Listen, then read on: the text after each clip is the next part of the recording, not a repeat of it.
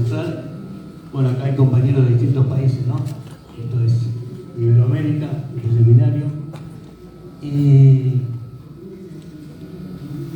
hay distintas realidades en cada país, ¿no? En España, en Uruguay, en México, en la Argentina.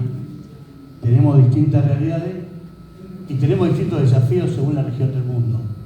Distintos desafíos sindicales. Fundamentalmente en Argentina hoy tenemos una especie de volver a recuperar la confianza, sobre todo de los más jóvenes, por lo menos desde mi punto de vista, ¿no? Porque estamos a unos días de una elección presidencial que va a cambiar el futuro del país, según quien gane esta elección, y donde hay mucho en juego. Hay un modelo de país distinto, y donde los sindicatos creo que somos responsables de tratar de que algunas cosas no pasen por la amenaza que hay para los derechos conseguidos durante muchos años. Y hoy tenemos, desde mi punto de vista, también un gran problema, que es, hoy tenemos una elección dividida en tres partes, algo que nunca se había dado, y eso tiene que ver con...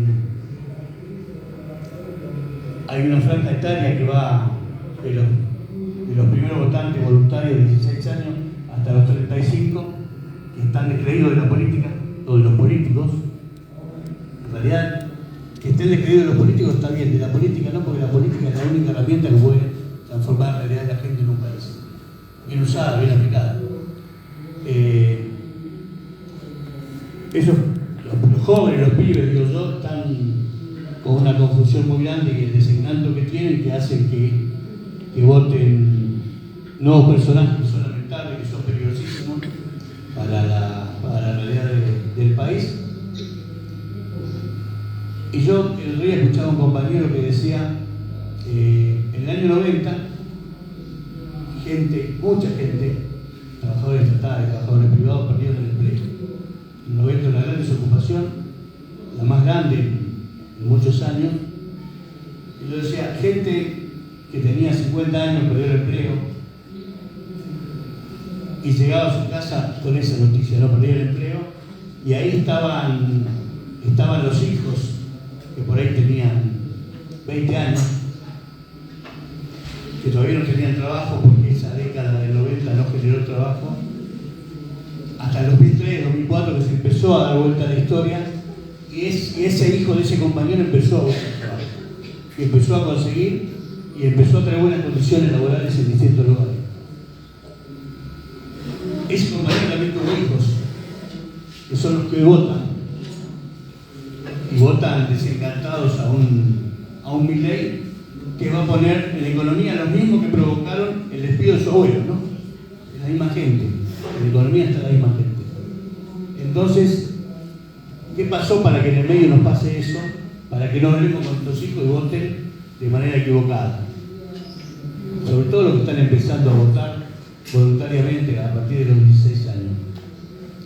Eso es un gran desafío de los sindicatos para revertir la idea de que esto puede ser mejor que lo otro.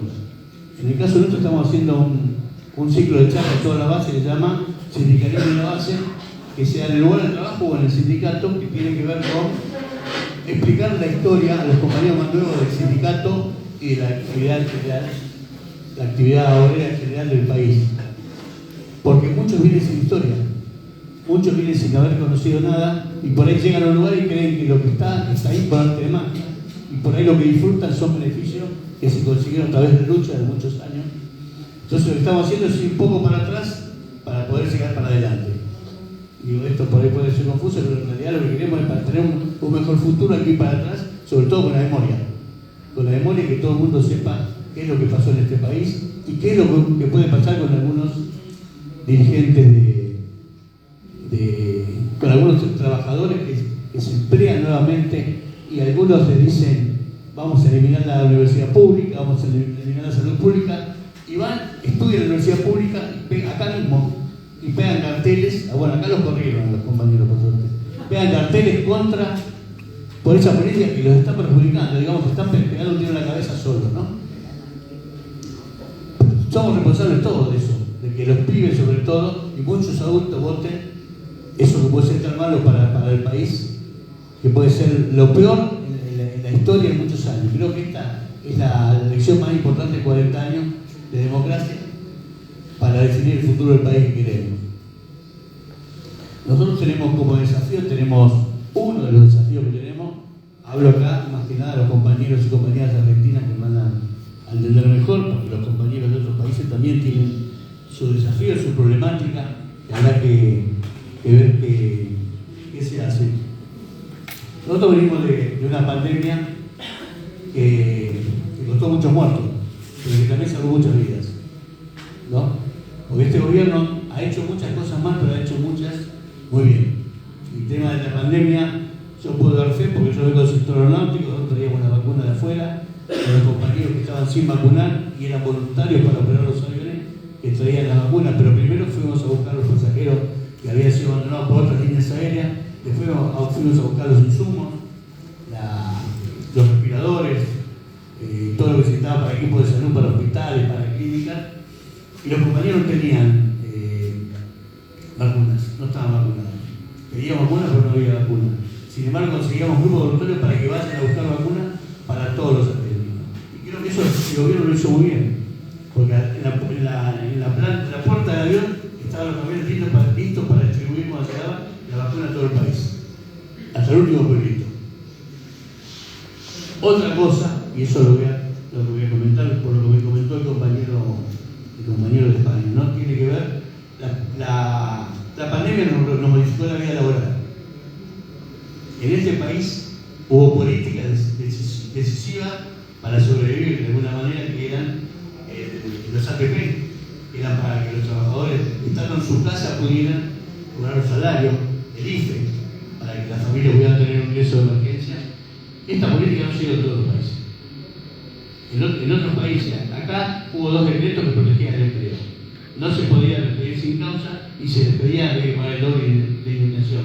Eso ayudó mucho a los trabajadores, ayudó a las empresas también, porque el Estado ponía la plata para eso. El mismo Estado que puso la plata para que la empresa pagara los sueldos, las mismas empresas no quieren pagar los 60.000 pesos que tienen que pagar por este bono que sacó el gobierno, ¿no? Imagínense que no quieren pagar en pesos 60.000, que es nada, van a pagar en dólares, como prometen algunos en otro gobierno, ¿no? Pero bueno,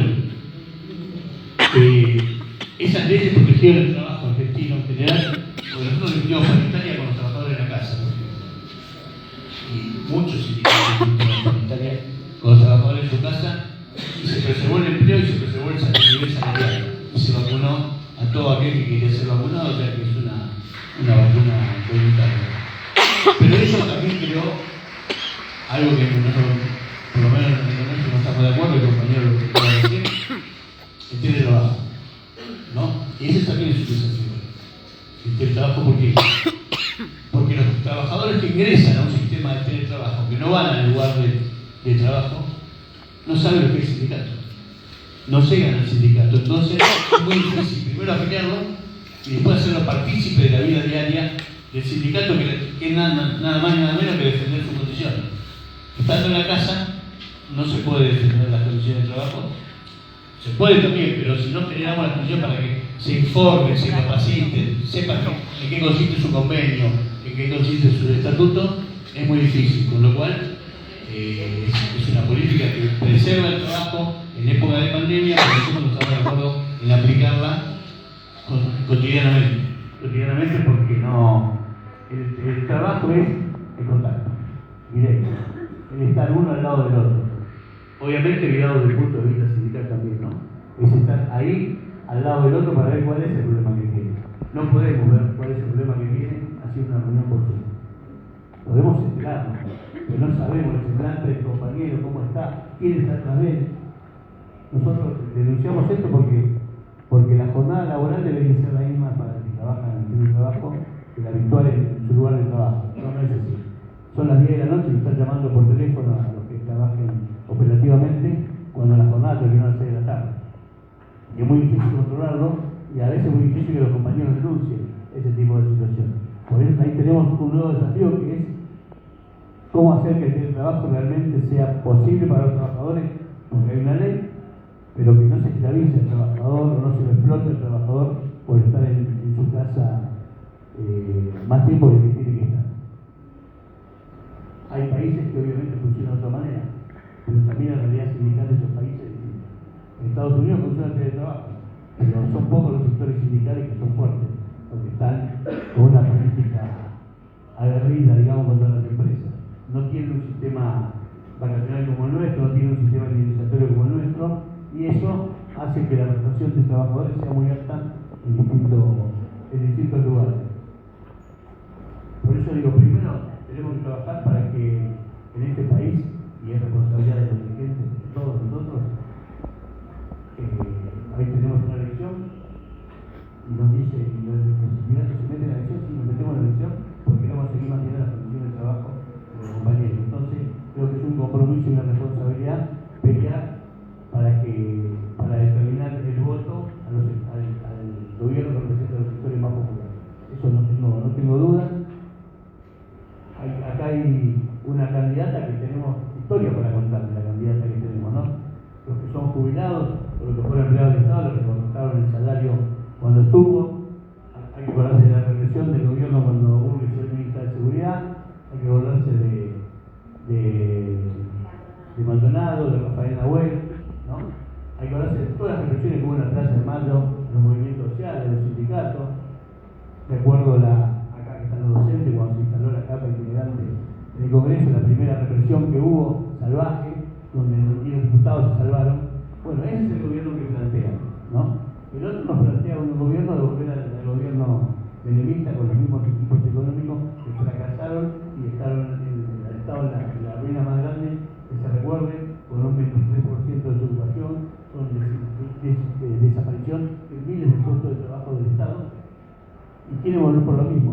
Pero los pibes que votan, o algunos de memoria no se acuerdan de eso, no saben, fue acá a la vuelta de la esquina. Como muchos no se acuerdan de la pandemia y hace 2 años de la pandemia. Entonces, esas políticas hay que hacer entender, hay que trabajar para que el voto del día 22 la gente vote con conocimiento, no que vote con bronca. La bronca es respetable, el marchar es respetable y no hay que agarrársela con el que vote más, pero hay que saber entender las consecuencias del voto, porque nosotros todavía pagamos las consecuencias del menemismo y vamos a pagar durante 100 años las consecuencias del macrismo. Entonces, este gobierno, si es Burgos o Milei, va a tener consecuencias. Y cada uno tiene que ser responsable de saber qué es lo que vota, porque la consecuencia la vamos a pagar con el tiempo. No se va a ver el otro día. Bueno, si aplican la política que dicen, es probable que la veamos el otro día, ¿no? Ayer le estaba ayudando a mi hija a hacer un trabajo de la plataforma de cada partido. Y obviamente yo voy a votar a Massa y no me interesé en estudiar a fondo la plataforma de los otros partidos, porque yo sé lo que voto, yo voto proyectos, no voto tanto candidatos, sino un proyecto, y voté siempre en un proyecto, aún cuando nos va a llamar. Pero mis hijas tienen 16 años, estaban haciendo un trabajo, entonces tuve que leer las plataformas de los partidos, y es mucho peor de lo que dicen en televisión, está escrito. ¿No? Está escrito la plataforma de Milei, es terrorífica, ¿no? Aparte del tema de bajar la imputabilidad de los menores, también cárceles de seguridad para los menores. Yo no voy a creer que propongan eso, porque una cosa es que después, como dijo alguno, si decía lo que iba a hacer no me votaba nadie, que lo pongan y que encima lo voten. Bueno, la plataforma de seguridad es terrible, represiva es poco, y pues nadie la lee. Así como yo no la había leído, pero yo porque sé más o menos lo que opina, pero no me interesa leerla para votarla, digamos, ¿no? Pero los que lo votan tampoco se interesan, porque no saben nada. Hay un chico que estaba haciendo un video en Luján la vez pasada, que se viralizó, donde le preguntaba quién había sido el que salvó la guerra independiente, y todos sabían. Y cuando hubo definiciones de estos 3 candidatos muy importantes que hacen a la vida de cada uno, todos decían, no, fue Massa, fue Burgos, nadie sabía nada. Y eso es preocupante. Porque quiere decir que vamos a tener un nuevo gobierno, y si son estos los gobiernos, vamos a estar completamente jodidos. Completamente jodidos y sin saber para dónde ir, ¿no? Una vergüenza leer esta candidata Burgos dijo, puso una maqueta de una cárcel para los corruptos, que se llama Cristina Kirchner, ¿no? Es una falta de respeto porque más allá de los juicios, Cristina fue condenada en primera instancia, pero en primera instancia nada más. Pero aparte, fue presidenta de la Nación 2 veces y ponerle el nombre en la cárcel con una chicana muy baja, a mí me pareció de muy mal gusto. Pero bueno, es lo que hacen todos los días. Hay un video donde a los estudiantes, el día del estudiante, les sugiere que se tomen 2 copas de vino. Está el video, no es cosa. Los estudiantes son de la secundaria, no deberían tomar vino. Pero bueno, eso es lo que nos proponen. O sea, que los desafíos es primero que ese tipo de gobierno no llegue. Y ahí ya no es solo un desafío sindical, es un desafío de toda la sociedad. Que todos somos responsables de que estos tipos no puedan llegar al gobierno. Y ojo que yo no estoy enamorado de Mancha, ni mucho menos. Como seguramente lo sabía. Pero, y lo he cuestionado mucho y me han cuestionado por eso. Pero no tenemos opción. Hoy no hay opción. ¿Es esto o el caos, ¿no? Mirá que estás en vivo y estás saliendo por un montón de lugares, ¿eh? Te están grabando.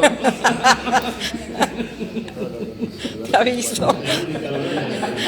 Lo dicen en todos lados. Pero hay que decir las cosas como son. Hay que decir las cosas como son y que la gente sepa que no hay opciones. No hay opciones en este momento del país. No es una elección de término medio, es una elección presidencial y los modelos que proponen es un país distinto. Un país sin futuro, un país destruido totalmente, un país sin salud, un país sin universidad pública. No, proponen el voucher y vienen acá y vienen a estudiar de toda Latinoamérica porque el nivel de la Universidad Argentina es lo mejor. El mundo es gratuita, como debe ser en la mayoría de los países, ¿no? Pero no es poco lo que tenemos por delante, el desafío no es poco. ¿Algún compañero quiere hacer una pregunta? ¿Al compañero Carlos en el Zoom?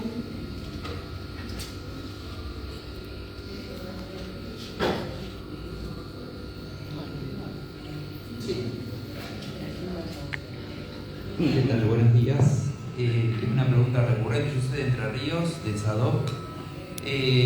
Al principio usted planteó esta cuestión como el descreimiento por ahí no en la política, sino por ahí en los políticos. ¿Cómo considera desde los sindicatos, que también es algo que debemos debatir constantemente nosotros como dirigentes, recuperar esa confianza también? ¿O qué estrategias usted considera que se pueden pensar para nosotros, digamos, que también somos un poco más jóvenes, pensar en nuevas generaciones de cómo recuperar esa participación, también que a veces cuesta hasta ser delegados, ser delegadas en las escuelas, que no se quieren comprometer a participar dentro del sindicato, como ustedes consideran. Me parece que es una pregunta que tiene que estar siempre presente. No es que lo plantee un problema hoy, sino un problema que debería estar siempre presente. Sí, buena pregunta, compañero. Bueno, en realidad no todos los sindicatos piensan, los dirigentes piensan como pienso yo seguramente. Yo creo que el problema que tenemos es que los dirigentes están lejos de la gente, los trabajadores. Hay sindicatos donde a la afiliada se le hace muy difícil llegar a ver al secretario general, con una autoridad, hablo de sindicatos grandes, por ejemplo. Y los dirigentes pierden contacto con la base. Entonces, al no haber contacto con la base, más allá de los delegados, la gente pierde, los compañeros pierden credibilidad porque nunca ven a nadie, porque nunca pueden tener a su dirigente. Por eso yo decía lo que al principio estamos haciendo una serie de charlas que se llama el sindicato de la base, que nos da resultados, porque hay que hacer reconocer la historia para eso. Y para volver a creer hay que hacerlo, para que los trabajadores crean hay que hacerlo con hechos, no con discursos. El tema es que algunos dirigentes creen que llegan al sindicato y son distintos, están más arriba. No, nosotros nos toca cumplir este laburo y mañana tenemos que volver a la base y hay que volver a la base. Hay sindicatos que es muy difícil ganar un sindicato porque los estatutos son tan complicados que para presentarse tenés que haber sido presidente de la nación por el primero. Es verdad. Nosotros tuvimos la última elección hace 1 año y medio, en los 40 años de democracia, fue la elección con más margen de diferencia, 88 puntos a 11 sacamos a la otra lista. Y en todas las elecciones tuvimos competencia, como debe de ser. Hay sindicatos que no hay elecciones. ahí elección de lista única porque es muy difícil por los estatutos llegar a ganar un sindicato, no llegar a ganar, llegar a presentarse. Es muy difícil. Entonces, eso también hace perder la credibilidad de la gente. Y por eso digo, el trabajo es en el día a día, es el lugar de trabajo, es en la reunión con los delegados. Acá yo veo que hay varios delegados nuestros que son. Y nosotros tenemos contacto permanente. La semana pasada había una comisión de jóvenes, llamaban ellos Comisión de Jóvenes de Córdoba, que hace poco que está en actividad y querían conocer el sindicato y querían saber cómo era, y lo bueno que tuvieron la iniciativa de ellos de venir. No fuimos nosotros, vinieron ellos y vinieron como 14, 15 compañeros. Pero el compañero hay que sentarse a hablar de igual a igual. Explicarle que uno está cumpliendo la responsabilidad que mañana puede cumplir que está al lado de él. Para que sea creíble hay que hacerlo con hechos, con actitudes, con decisiones de la organización que favorezcan a los trabajadores, no que lo metan en la trampa a veces. Y me parece que pasa por ahí la cosa, no tiene secreto esta actividad. Esta es una actividad como cualquier otra, a veces un poco ingrata, porque uno de los compañeros por ahí le resuelve un montón de problemas y un día no pudo resolver uno y ya uno pasó a ser lo peor. Y de hecho pasa todos los días, porque yo se lo digo a compañeros, si fuera todo tan fácil estaría en la casa de gobierno ahora. No es fácil. No es fácil porque la solución al problema no depende de uno, de agarrar un teléfono o de pelearse con alguien. Depende de un montón de factores. A veces la solución no está porque las empresas no tienen, o a veces no está porque no quieren que esté la solución. Y eso empieza a generar situaciones de conflicto. Ahora, si uno está cerca de los trabajadores, el trabajador se siente acompañado y después el trabajador acompaña. Nosotros tenemos esa experiencia y la vivimos y nos va bien ese aspecto. Los compañeros nos acompañan. Pero hay que estar. Perdón. ¿Puedo decir una cosa? Sí. Con respecto a esto, nada más, mira. El sindicato tiene que ser una herramienta útil. A nosotros venimos de una época aquí con el Partido Popular que nos quiso machacar, ¿vale? Y de hecho que desde el punto de vista, digamos, de la ciudadanía eso caló. Pero hemos tenido momentos ahora, no solamente con el tema de la pandemia, hemos sacado un salario mínimo, hemos aumentado las pensiones, hemos trabajado por regular muchísimas cosas. Eso en el ámbito social. Y otro en el ámbito laboral, como decía muy bien el compañero, que hay que estar cerca de los trabajadores, pero también siendo una herramienta útil. Nosotros tenemos que ser una herramienta útil. Las personas y los trabajadores y los ciudadanos tienen que ver que eso tiene una repercusión y realmente hay un cambio de condiciones, ¿no? Y ahora mismo, por ejemplo, por lo menos en España, estamos recuperando un prestigio donde hay muchos poderes fácticos, económicos, periodísticos, etcétera, que han venido por nosotros porque nosotros somos la última barrera antes de que vengan los fascistas, como estaba aquí el compañero definiendo. Porque nosotros estamos en las empresas porque estamos cerca de los trabajadores y tenemos una capacidad de condicionarles en muchos casos que no les gusta a muchos políticos y sobre todo a los políticos de la derecha y izquierda. Perdóname por cuidar. Gracias, compañero Mariano. Y claro, tiene razón el compañero, porque ustedes vieron que los dos candidatos de la derecha lo que dicen es vamos por los sindicatos y los vamos a meter preso a todos. Hay gente mala y gente buena. Hay políticos buenos, políticos malos, abogados, periodistas, en todas las actividades. Pero eso no es casualidad. Bueno, porque ellos apuntan a los que no son oficialistas, digamos. Apuntan a aquellos que son obstáculos para que ellos puedan aplicar la política que pretenden aplicar. Entonces, lo mejor es sacárselo del medio a todos aquellos que son ese obstáculo y poder avanzar. Pero también tienen algunos, como subió en Parque Norte, que siempre están dispuestos a estar con eso, ¿no? El viernes. Muy lejos de los trabajadores o dirigentes y muy cerca de los distintos oficialismos. Porque son oficialistas de todos, ¿no? Este era el recontra alcahuete de Menem. Después fue el recontra alcahuete de Macri y ahora estuvo con Guado y ahora está con Milei, junto con Caballero. Pero bueno, eso lo tienen que jugar sus propios trabajadores. A veces no pueden, porque, vuelvo a decir, los estatutos son tan rígidos que no permiten presentarse a elecciones, ¿no? Hay que recordar que este señor Barrio Nuevo, no digo como dicho, digo señor porque con respeto, claro. Hace poco era socio del marido de su mujer, se pelearon, perdió el sindicato Capital, Y ayer el que ganó, el Camaño, lo denuncia a él porque dijo, si está con Milei, porque hay plata de por medio, ¿no? El que era el socio y durante años fueron secretarios generales adjuntos, plantea eso. Bueno, ese sindicalismo yo no lo quiero, el sindicalismo empresario de los 90 que dejó de lado a los trabajadores y se hicieron dueños de las ART, los sindicatos importantes, grandes, mientras sus trabajadores quedaban en la calle, el sindicalismo empresario, que todavía sigue estando en el poder. Bueno, ese sindicalismo lo queremos. También es un desafío para los trabajadores de esos sindicatos cambiar. A eso dije, es algo un poco difícil. Pero lo hemos visto. Quiénes se paran de un lado, quiénes se paran del otro. En el macrismo, quiénes estuvimos en la calle y quiénes no. En donde hemos logrado un trabajo en la calle en conjunto con el sector, un sector de la CGT, con el sector de Palazzo también. Indistintamente con distintos sectores, nuestra CTA estuvo ahí en la calle. Y hay que sumar a todos los que tienen ganas de cambiar la historia de verdad. Hay que sumarlos, porque el desafío es, ojalá podamos tener pronto una única central. Ahora, obviamente, yo siempre lo digo porque hay dirigentes que dicen, no hay que dar nombres. Yo doy nombres porque a mí, yo no quiero compartir una central con Ligeri, con Cavalieri, con esa gente, no me interesa. Porque Ligeri fue el que entregó obras sanitarias y después fue director de obras sanitarias privadas. Pero también había una RT, ¿no? Y hubo sindicatos como la UCLA que tuvieron AFJP. Y no hay que olvidarse de eso, porque los dirigentes son lo mismo. Los dirigentes son lo mismo, entonces yo con esa gente no quiero compartir nada, porque no me interesa, porque ¿qué nos pueden enseñar? Un Barrio Nuevo, un Ligeri, un Cavalieri.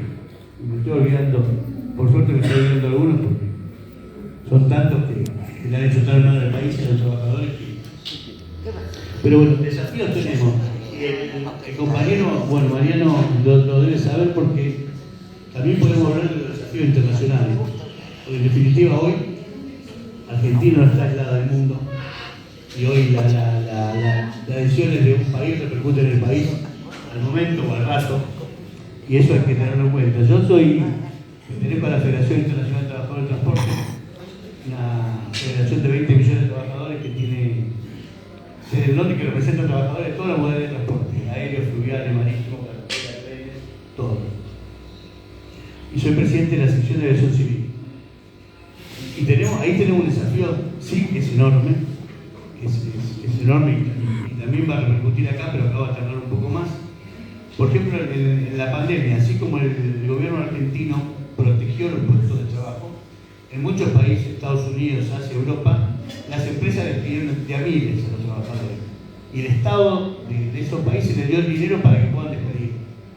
En el sector aéreo, por ejemplo, después de eso, de tantos despidos que hubo, en el año 2022, habrá habido caos en muchos aeropuertos de Europa porque los vuelos no salían, porque es tanta la gente que echaron que la actividad se empezó a recuperar, pero no había trabajadores. ¿Por qué? Porque los trabajadores se reubicaban en otra actividad, después consiguieron trabajo y la actividad estaba pagando menos, entonces no volvieron. Entonces, escándalos en los aeropuertos, ¿por qué? Porque no había trabajadores. Para hacer los vuelos, bueno, movilizaciones, conflicto con los pasajeros todos los días en muchos aeropuertos del mundo.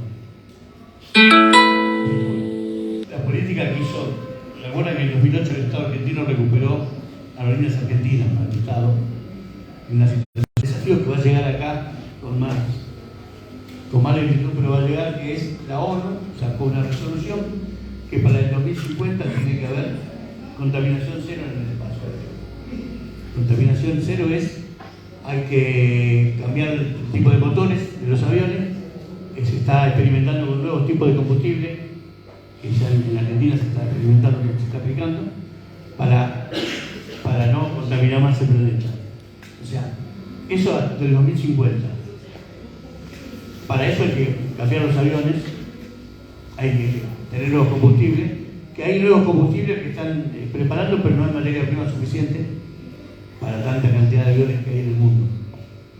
Ahora, en Europa, por ejemplo, y en algunas provincias, en algunos países como Suiza se está aplicando, todos los vuelos de menos de 3 horas van a desaparecer.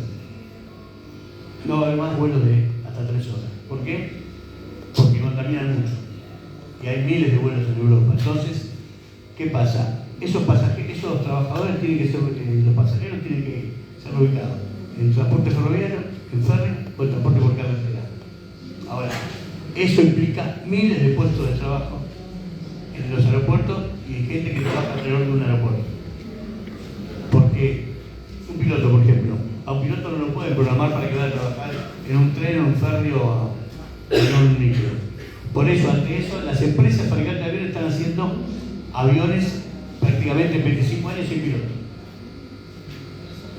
Yo hoy no me subí a un avión sin piloto y trabajo en el sector aéreo. Pero las generaciones que en 25 años van a volar, que son los pibes de hoy, va a ser una cosa natural. Volar un avión que no tenga piloto. Uno sube un avión y no va a la cabina a ver si está el piloto, pero sabe que está. Ahora, si vos sabés que no hay nadie y que todo depende de una computadora, es complicado, ¿no? Aunque por ahí son más eficaces que los pilotos, pero no hay piloto. Digo, Ahí viene la película, claro. en 2050 nosotros vamos a tener que renegociar porque ¿qué pasa? En España, Mariano lo debe saber, están los trenes de alta velocidad. Vos podés reemplazar un avión por un tren de alta velocidad. Imagínense vuelo de menos de 3 horas en Argentina. De acá a, no sé, a Trelew. A mitad, a Trelew. ¿Con qué tren? ¿Con qué ferry? No se puede. Y aparte, los países de emergentes, digamos, no están en condiciones todavía de cambiar toda una flota de avión para abrir el más económico, porque sale carísimo. Con lo cual, cuando llegue el 2050, la Argentina y África y la región van a tener que renegociar para pasar más adelante, poder dar cumplimiento a esa resolución de la ONU. O sea, ahí se ve la distancia que hay entre el continente europeo, por ejemplo, y nosotros, Latinoamérica, o el continente americano, porque no tenemos las mismas condiciones económicas y financieras para aplicar esa política. Ahora, ellos en algunos países, en Suiza están haciendo, los sindicatos están negociando a ver a dónde van esos trabajadores. Pero esos trabajadores hay que formarlos para ir a trabajar a otro lugar. Ahora, ¿qué perjudica? ¿Mejora el medio ambiente? Sí, pero perjudica el aeropuerto y toda la ciudad que está alrededor. Porque los vuelos que no van a salir son muchos, son la mayoría de los vuelos. Va a aumentar el trabajo en los puertos, va a aumentar el trabajo en las estaciones de ferroviario, pero va a desaparecer miles de puestos de trabajo aeronáuticos. Y digo, eso va a ser más lento acá porque no hay condiciones acá para poder hacerlo. No hay condiciones ni financieras, ni tecnológicas, ni de estructura. El día que tengamos los trenes que tienen ellos, quizá puede ser, pero imagínense yendo a Ushuaia el tren. Si tuviéramos hay mucho que hablar, que yo soy ferroviario, lo conozco muy bien, ¿no? Habría que hablar mucho de eso. De todas maneras, eso está relacionado con la transición justa y cómo abordar esos procesos de cambio. Perdóname. Pero también en eso, si algún día queréis, podemos hablar, porque ahí estamos trabajando también intensamente en algunos sectores que ya se han cerrado. Por ejemplo, temas relacionados con minería, que se ha cerrado y nos ha creado muchos líos, o temas relacionados con las centrales térmicas, las que generan energía con temas de carbón y combustibles, donde se están cerrando y ahí estamos estableciendo planes para tratar de recolocar a esos trabajadores. Pero si queréis un día hablamos de eso mucho más detenidamente porque es un proceso largo y que hay que conceptuarlo y donde los sindicatos tienen que tener una participación intensa con las herramientas que tengamos. Es evidente que todos no tenemos las mismas herramientas. Discúlpame otra vez.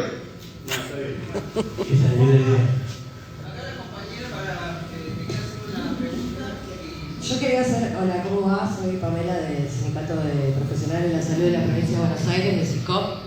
En realidad quería hacer algunas reflexiones en base a ciertas cuestiones que fueron diciendo. Se mencionó mucho el tema del teletrabajo y la dificultad de adaptarnos a las nuevas realidades que impuso la pandemia, en algún punto la dificultad de poder adoptar esa tecnología como a nuestro favor, ¿no? Y las cuestiones que generan eso. Pero después, por otro lado, también pensaba que el teletrabajo sería una dificultad para la construcción colectiva y el acercamiento de los compañeros y compañeras al sindicato y a esa construcción, pero también pienso que hay otras cuestiones que vienen haciendo hace tiempo ya también dificultosa la capacidad de construcción colectiva en el sindicato. Y por ejemplo están los contratos precarios, el monotributo. Nosotros en salud tenemos muchos compañeros y compañeras, sobre todo en los municipios de la provincia de Buenos Aires, contratados bajo esta modalidad, y eso también genera la dificultad de poder construir y aportar al sindicato y tener el espacio de colectivo y donde el trabajador pueda estar en contacto con otros. Creo que desde las políticas, desde los derechos históricos que tenemos como trabajadores en nuestro país, en Argentina, que son muchos y muy importantes, tienen que ver también con la historia de nuestro país y con el peronismo en relación a el peronismo como actor político y obviamente las construcciones sindicales que se pudieron dar desde los primeros gobiernos hasta la actualidad, y cómo los diferentes coletazos, embestidas y retrocesos y cuestiones del neoliberalismo impactaron directamente en la dificultad que nosotros hoy tenemos en la construcción de esto, ¿no? De poder pensar, por lo menos en salud, la dificultad de poder pensar el sistema integrado, el sistema universal, todo lo que implica en la organización del sistema de salud. Hablo de eso porque es el sector en el que estoy, las privadas, las mutuales y el sistema público,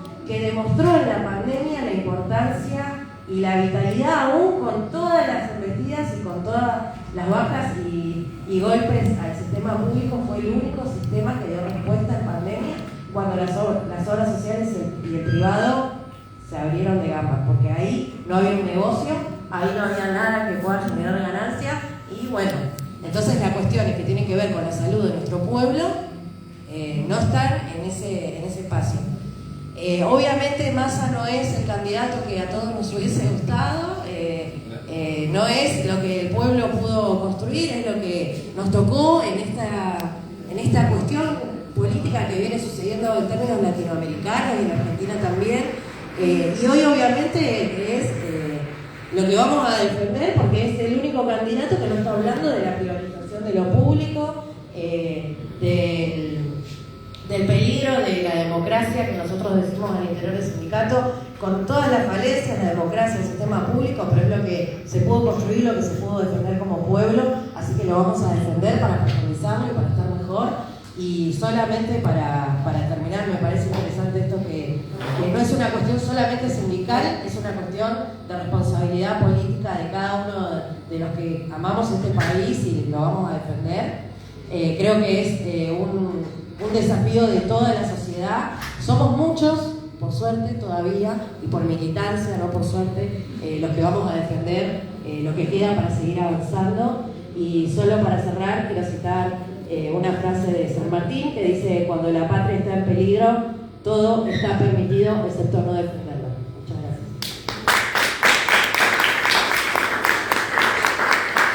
Gracias. Creo que podríamos cerrar ahí, con eso, ¿no? Pero una cosa más. Vos hablaste de la precarización, ¿no? Y eso es la otra política o la otra consecuencia de la pandemia también, ¿no? En algunos lugares la precarización se da por la situación del país y en otros porque se lleva a buscar, llevarnos a la precarización. Hoy, vos dijiste, tenemos el candidato que quizás sea mejor, pero es lo que tenemos. Pero vos fijate la crisis tan grande del peronismo. En Capital, ¿alguno vota en Capital? El candidato de nuestro espacio es un radical. El candidato a presidente viene de la OCDE. Viene de la OCDE. La presidenta de la Cámara de Diputados es radical. ¿Qué nos pasó, digamos? El peronismo, que era el generador de cuadros, generador de dirigentes, no tenemos dirigentes para encabezar esos lugares que son claves, ¿no? Que son claves.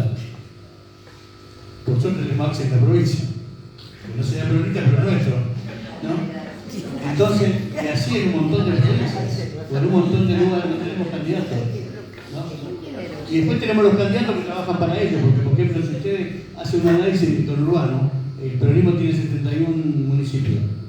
En todos los intendentes sacaron por lo menos 5 puntos más que Massa. O sea, todos permitieron el corte de boleta y trabajaron para eso. Bueno, ahora lo que tienen que trabajar es para todos, no para eso. Y todo el mundo sabe en el barrio, en el padrón, quién votó, quién no fue a votar. Los compañeros que visitan los barrios saben, solo mirar el padrón. En la última elección, che, este no vino a votar, vayamos a buscarlo. Claro, vos le vas y vas a decir, quiero venir porque tenés que votar a esto, y vos decís, ¿a esto otra vez? Sí, a esto otra vez. Porque esta es la última opción, como decía vos. No hay opción. El trabajo se precarizó.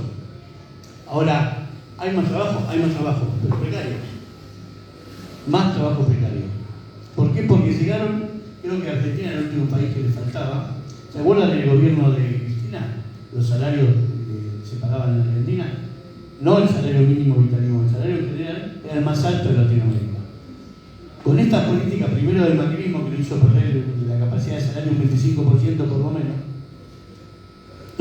si vos lo pasás a nivel dólar, ¿cuánto ganamos? Y si lo pasamos a nivel que pretende Milei, vamos a ganar $80, $90. O sea, en Ecuador la canasta familiar es $750 hoy. Y el promedio del sueldo es $450. Hoy, porque venían del sueldo más abajo. O sea, está $300 abajo de la canasta familiar, dolarizado. Ahora, pero políticamente el sector empresario, poderoso que maneja los países de la región, llegó a lo que querían, a pagar en valor dólar sueldos miserables, ¿no? Porque los sueldos que se pagan en dólares son miserables en relación a lo que se pagaba antes. Por eso se perdió la capacidad de ahorro, lo dijo Cristina el otro día en la web. Vos te podías comprar un auto, te podías vender un préstamo, hoy no te podés nada porque no te alcanza. Y al trabajador precarizado, que consiguió trabajo, no le alcanza.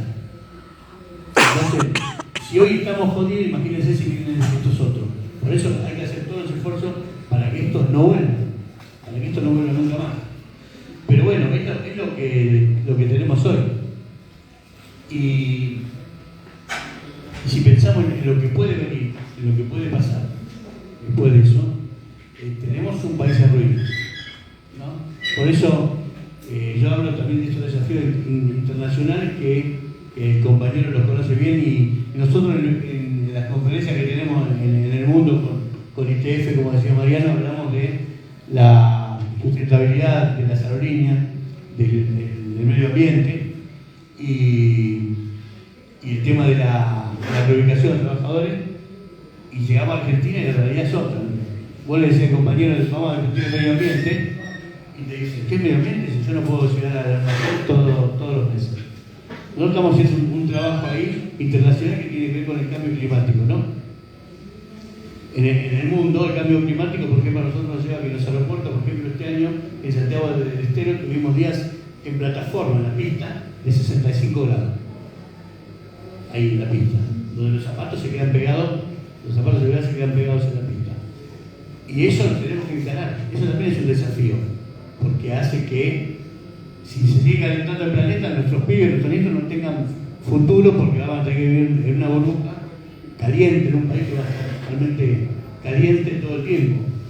Vieron que terminamos el invierno y no hizo los fríos que hizo en otro momento, pero el verano que viene va a ser un verano salvaje. Y nosotros ahí estamos trabajando, por ejemplo, con algo que va contra los intereses de la empresa, los intereses comerciales.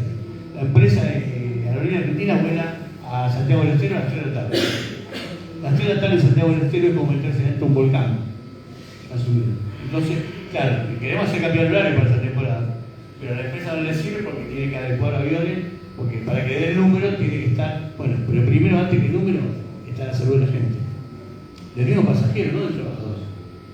Porque es inhumano con 60 grados o 55 grados de sensación térmica en Santiago del Estero.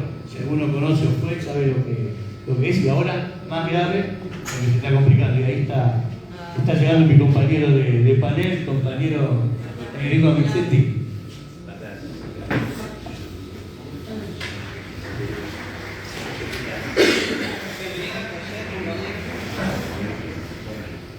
Bueno, ahora sí, voy a descansar un poco. La verdad que es compartir ese panel con ustedes y con el gringo es realmente un lujo y siempre es bueno escucharlo, ¿no? Es bueno escucharlo para estar un poco al día también en la actualidad del sindicalismo argentino y del mundo. Siempre tiene mucho para hablar y quizá no podamos quedar toda la tarde también para charlar. Estamos charlando un poco, bueno, de los desafíos que vemos nosotros, hay un compañero de Comisión Obrera de España por Zoom, los desafíos que tenemos nosotros acá en Argentina y en lo internacional también, que tiene que ver, bueno, la precarización del trabajo, el acercamiento de los más jóvenes que están descreídos o de los sindicatos, de la política, y la importancia que tiene este 22 de octubre para que no caigamos en manos de dos irresponsables que nos puedan hacer tener un país distinto con las consecuencias que puede tener eso. Así que bueno, estábamos charlando un poco de eso. Ahora te voy a dar la palabra a vos para que te haga cargo. Buenos días, disculpen la llegada tarde. Sí, realmente yo creo que lo interesante de plantearnos